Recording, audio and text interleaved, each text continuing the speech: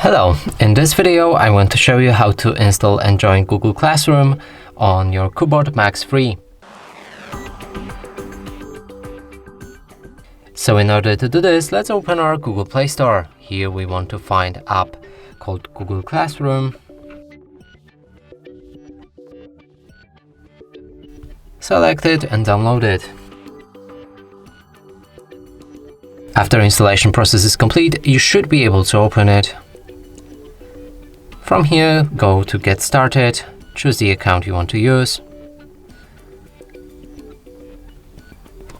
Then click on this plus button, join the class, enter the class code which you should be provided with, and simply select the join.